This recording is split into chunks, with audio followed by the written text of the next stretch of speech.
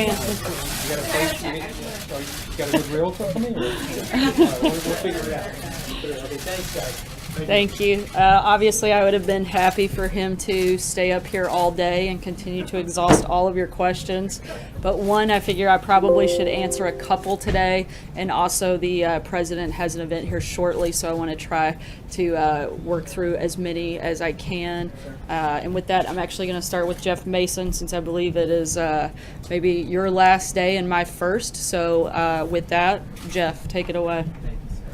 Can you talk just a little bit about how this will affect, this change will affect the press office, and can you speak a little bit for Sean about how he's feeling and how he took this news and how he made the decision to resign?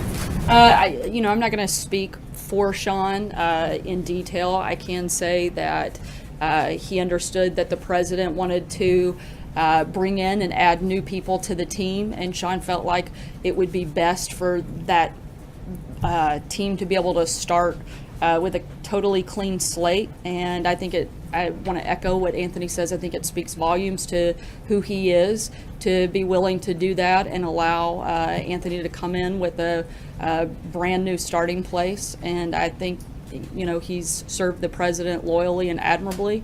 He's going to continue to stay on for the next several weeks through the transition, and I'm sure he'll be happy to answer some of those questions directly. Hey, Sarah, first of all, congratulations on the job. Can you clarify where the president stands on the issue of pardons? Is he considering pardons for figures in the Russia investigation, and does the president believe that he has the power to pardon himself? Look, I'd refer you to the comments that have already been made by the outside counsel in terms of their actions. The president maintains pardon powers like any president would, but there are no announcements or planned announcements on that front whatsoever. Is that the power to pardon himself? Does he believe that he has the power to pardon himself? Like I said, I don't have anything to add beyond what the outside counsel has already stated on that front. In his interview with the New York Times, he raised questions about Robert Mueller. Does he endorse his legal team's efforts to undermine Robert Mueller's credibility?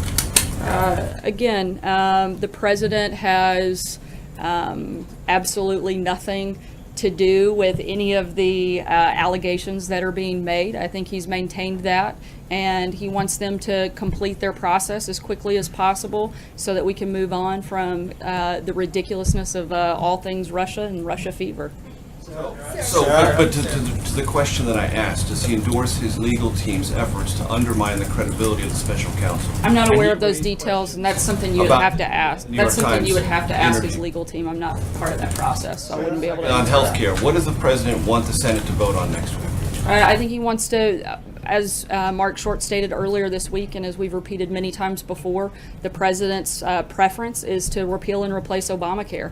And we haven't been shy or quiet about that, and those intentions have certainly not changed. John? How much arm twisting is going on vis-a-vis the health care bill? The Vice President had a lot of conservative groups over today. Those conservative groups announced that they will actually be scoring votes next week on the motion to proceed, which I believe is unprecedented.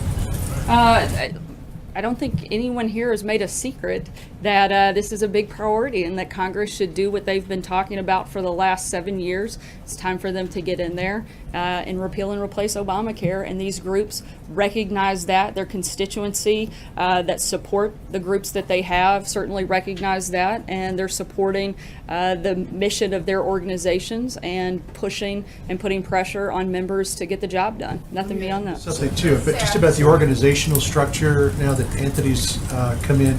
The press secretary and the comms secretary used to be pretty much co-equal, reported to the chief of staff. Will it remain that way? Because there was some move toward making the communications director sort of a deputy chief of staff, and then the press secretary and the comms director would report to that person. So do you still report to Reince, or do you report to Anthony? I think that Anthony said it better than I can in this capacity, as we plan to work together as a team. And certainly our goal is to work together to promote the president's agenda, and to do that not just with the two of us, but the entire press comms office, as well as the entire White House staff. Do you report to him, or do you report to Reince? We all serve at the pleasure of the president. Callie? Questions for you. Number one, when you talk about, there were some comments made by a senior administration official this morning on television talking about the motivations of people who are part of Bob Mueller's special counsel investigation. Do donations to a political party, if it's not the president's party, Does the president believe that disqualifies those people from being part of this special counsel? I don't know that we're putting out a litmus test, but again, questions regarding that I would direct you to the outside counsel that's running that part of the process. Question about National Security Advisor McMaster. Does the president have confidence in his National Security Advisor? I have no reason to believe otherwise. Sure. Alex. The president clearly doesn't want special counsel, well, he said he doesn't want special counsel Robert Mueller to look into his finances, but the intelligence committee is already looking into financial data from the Treasury Department. Is there anything the White House can do to stop that? Look, again, the president's point is that he doesn't want the special counsel to move beyond the scope and outside of its mission. And the president's been very clear, as have his accountants and team, that he has no financial dealings with Russia. And so I think we've been extremely clear on that. Blake. Last time when it became apparent in the House, the first go around on the healthcare bill there, that it was going to fail, it was pulled at the last minute, within the last hour or two. When you look at both the repeal and replace potential and the repeal only potential, the numbers suggest that they don't have the votes and it's set up to fail. Why does the White House believe this time around that a vote should proceed? Again, we're continued to be focused on repealing and replacing Obamacare, and we're not going to stop until we can continue to move that forward and get that done. Not only have we wanted to commit to that, but frankly, a lot of the members of the Senate and the House have not only committed but campaigned on that, and it's time for them to step up and get that done. The president believes that a vote should take place at some point next week on some sort of a bill, one way or another. I don't think you can repeal and replace Obamacare without a vote, so I think it would be a pretty necessary part of the process. John? Yeah. Thank you, Sarah. I just want to get something straight. Earlier in the week, you indicated the White House was not opposed to outright repeal. And then based on your remarks today and Mark Short's 2 days ago, you seem to favor repeal and replace. Does that mean you are against the outright repeal bill that Congressman Biggs has introduced in the Not House? against, but again, as Mark said earlier this week, our preference is to repeal and replace. Trey? Thanks, Sarah. 2 questions for you. Can you take us through the process of how the president decided to hire this new communications director, Anthony Scaramucci? And moving forward, what will his role be in terms of objectives that the president wants him to meet?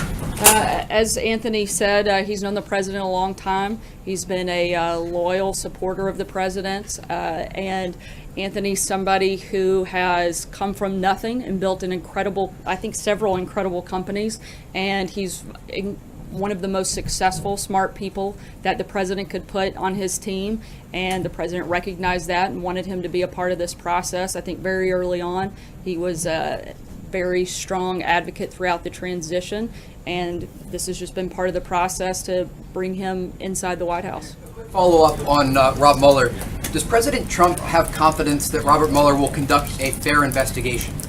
At this point, I don't have any reason to see otherwise, but I have not had a chance to ask the president, and I'd want to get clarity on that before I comment. Thanks, Sarah. I just certainly starting January 20th, this administration has cycled through, has seen departures of a deputy chief of staff, a national security advisor, a communications director, a press secretary, several other roles inside this building and across the street.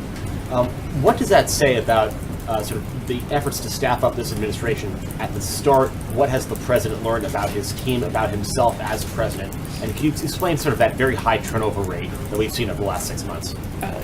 You would have to ask the president what he's learned in that process. And I can tell you, though, I think what we've all learned in that process is that working together and working to accomplish the things that the American people elected the president to do is our focus. It's what we come here every day to do. We're a lot less focused on the who, but the what, and we're going to continue doing that every single day. Jim? Do you not see that as a chaotic turnover? No, I don't see it as chaotic. Jim? Sarah, is the White House concerned? If you want to see chaos, Zeke, you should come to my house early in the morning when my 3 kids are running around. That's chaos. This is not. Concerned news this week concerning the Attorney General and the resignation of Mr. Spicer could have the effect of alienating or demoralizing Trump loyalists both in and out of the administration. I think that Trump loyalists particularly within the administration, but certainly across the country, are energized by the accomplishments of the president in the first 6 months. Stock market's at a high, jobs are growing, regulations are coming off, the country's becoming more secure, the border's becoming more secure, immigration is down. I think we have a lot of things to celebrate, a lot of things to be excited about, and I think our morale is pretty high. Take one last, Steve. First of all, congratulations. Thank you. Promotion. Just wondering if you approach this new role with excitement, with trepidation, apprehension, and if you could reflect on these last 6 months in one day on what you've learned about how it is to speak for the president. Is it a tough job? Have you found it easy? I think it's probably certainly professionally, one of the greatest honors that any person could ever have, to work in any capacity within this building, and to get to do that up here in such a public way and speak on behalf of the president is absolutely an honor, and something I will cherish and hope to do my very, very best every single day, and be as open, honest, and transparent with you all as humanly possible, and will always work to operate at the highest level, and certainly with the most amount of integrity.